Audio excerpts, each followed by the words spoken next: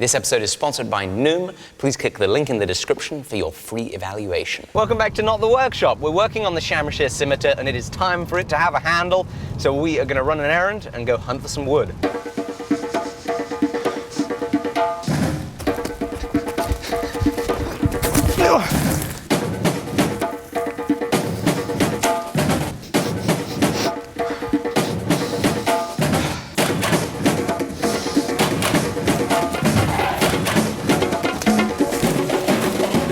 Jamie, I think we've bloody well got it. Look at that! We found it! We're back at the workshop and golly, it's stunning. This is easily the most beautiful bit of pine that I've ever seen. So first things first, we need to trim it to size.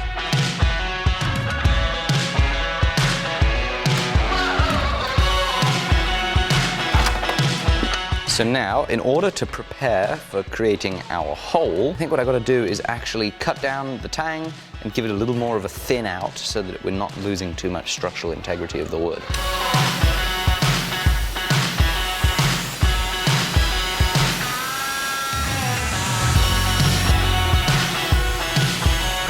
Trace on the line of the tang. I actually don't like the way it sits. The tang is really, really close to here, so we're just going to chew a little more off. So now into the mill so we can set up to drill our tang hole.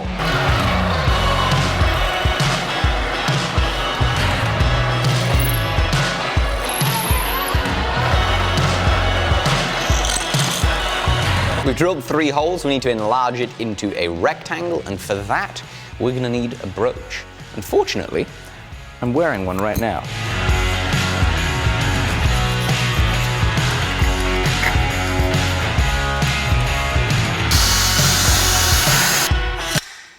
We sell these, please go buy them, alec.com. This is starting to feel very good. I say we now need to make a little more progress on the blade.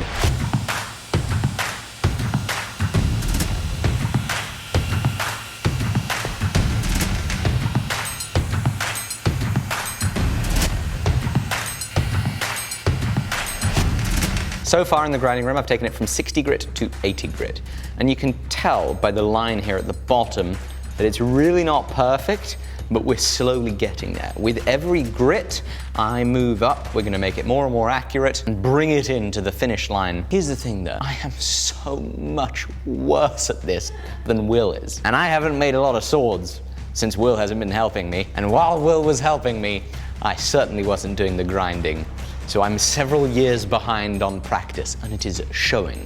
Grinding is a perishable skill. So if you want to keep your grinding skills up, you gotta keep using them.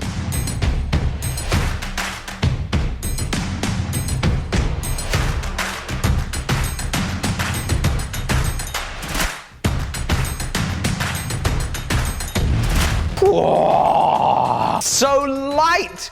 Now the bevels are on. Oh, it's fabulous. So this blade now, thanks to the glorious 2x48 steel grinder, has a flat bevel that has then just been convexed. Meaning it was like this, and then using the slack belt, we give a little more strength to what will be the edge by putting a little convex at the tip. See, we gave it one of these.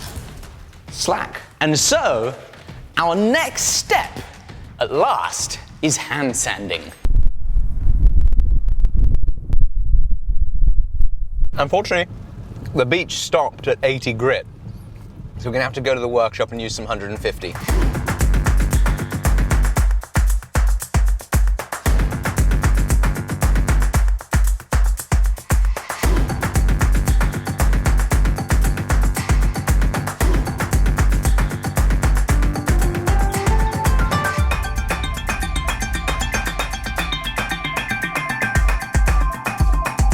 Time for us to quickly thank today's sponsor, which is Noom. Noom is a new and different way to help you achieve your health goals by using proven cognitive behavioral therapy tools and practices. Personally, I've been actually trying to gain some weight this summer and put on some of the muscle that I've lost over the past few years. But Noom can help you lose weight and develop healthier habits by combining AI, mobile tech, and the empathy of live personal coaches. It's all to focus on changing your long-term habits, not creating short-term fixes that you yo-yo back and forth on over time. Noom Jim's food journaling and exercise trackers have been super helpful to me, especially during the stress of moving house. And they're easy to understand help articles and daily lessons will help keep you accountable. So if you've got health goals that you're trying to achieve, please go to the link in my description down below and take their 30-second free evaluation for them to make you a truly custom program.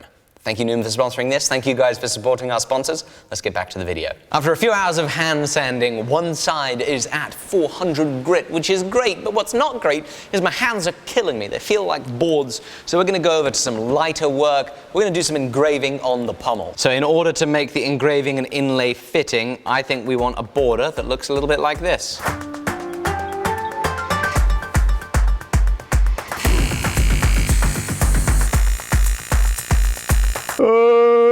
It's been several weeks since I've done any engraving, and I really suck now.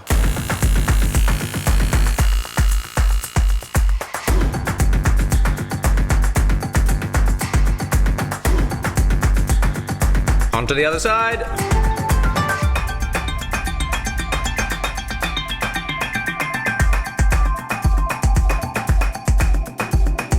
Right, so I've just shoved gold in the backside here, and I've made a little bit of an issue.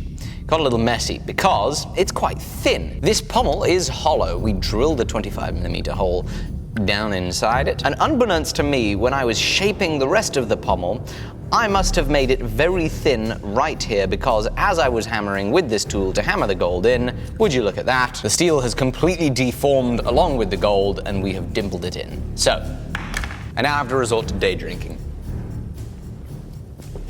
Because I'm not feeling very good. Put a lot of work into this pommel. And here we are, looking at a big old problem. There is a bulge, a hole, where there shouldn't be a bulge or a hole. Oh, Jamie, I've got a good idea.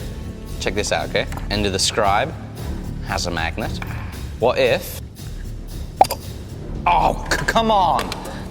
Just shove my scribe up into my microscope. It was meant to be humorous because we were going to have a strategy to actually make it work. Fortunately, it's not worked yet. The idea was I'd take a Okay. The idea was that with these tools, we could go inside the hole and rub it back and forth to burnish the steel and push it back up. That's not worked. Here's an idea though. What if I take a bit of 25mm steel, shove it in, and then hammer down on top with a rubber mallet? Jamie, I'm about this far from saying that our day is over. About this far. I'm this close to saying, I'm going to go walk the dog. You can go home, Jamie. It's just going to take one more thing going wrong and me not being able to cope with it. Found a problem already. Obviously, I can't get a bit of straight bar inside the hole. This is just such a classic rookie error to make. I wish it looked as bad on camera as it does in real life, because it looks really bad. Wow, that's not working very well. Need a longer tool. Story of my life. I lent Alec my tool, so it's a bit longer. You can be proud of that one, Jamie. It is just not doing it at all. So we might be 30% better than we were. So what I'm going to now do is try and skim off the gold and plane it down and see what it looks like. No! I think it's time for me to call it a day. It's the next morning and I've slept on the issue of the pommel and I've had a little bit of a revelation about what it is that we're going to do. We're going to push the problem to one side. We're going to completely repress any sort of emotions that come up as a result of this problem being there, and we're going to completely ignore the issue.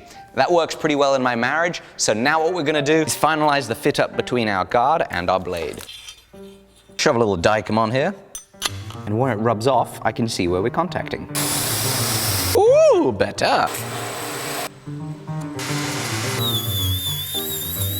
Oh, gosh!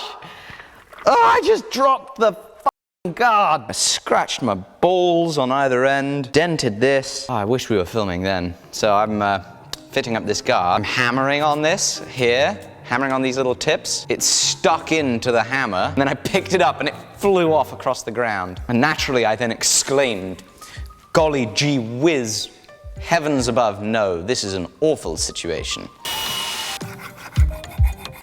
Guard fits on, handle does not fit into guard. That's right, I have to fit a handle inside a guard This'll be a challenge.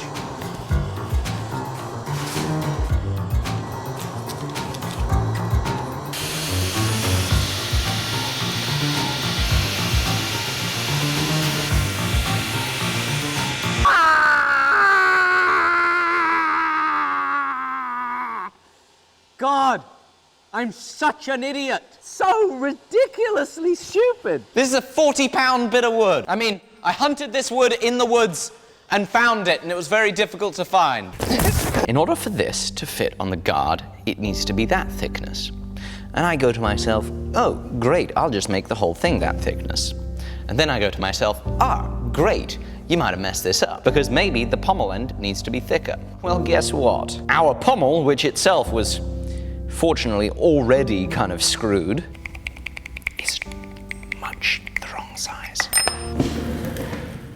I've pooped it up. I'm really quite fed up. I've completely trashed this pommel. That needs completely remaking. I've already dropped the guard today. That needs refinishing. And I've cocked up the handle. I think that I'm done for the day, and I'm done for this project.